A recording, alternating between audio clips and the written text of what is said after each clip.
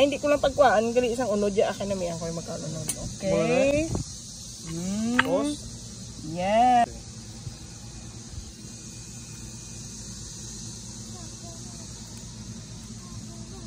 Chicken.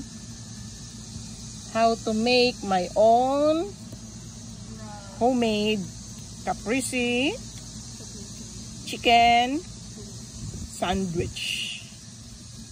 Okay. And then I'll do my tomato. Oh, I did not put salt, so it's up to you.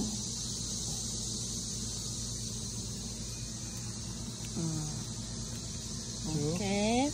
And then my mozzarella cheese.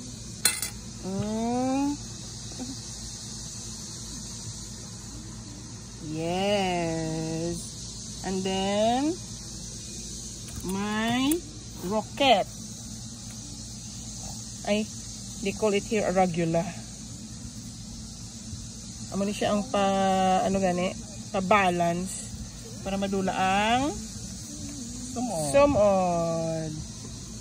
And then you know what? I have to take all my bread para nga makuhan ko gid siya. Magbutang ko sa babaw, no?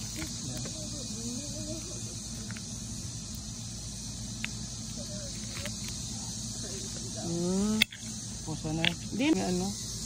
Ang akon nga balsamic vinegar.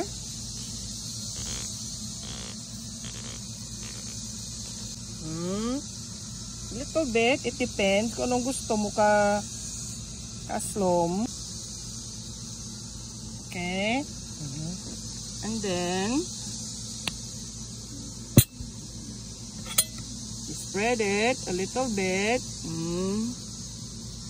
Okay. And then your olive oil.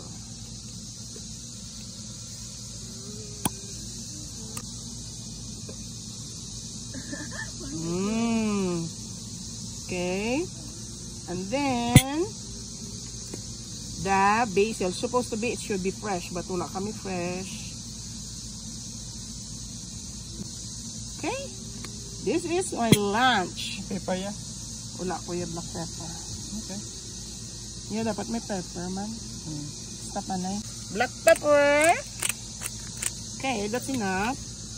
Okay. After church. Ay, give me some corn. This is my lunch after church. Nakapay na tano.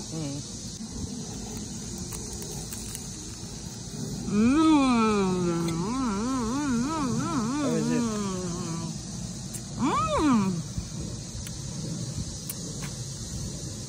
Caprese chicken sandwich a la Joy.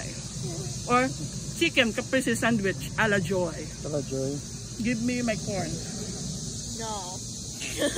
You make your own sandwich now. Chicken.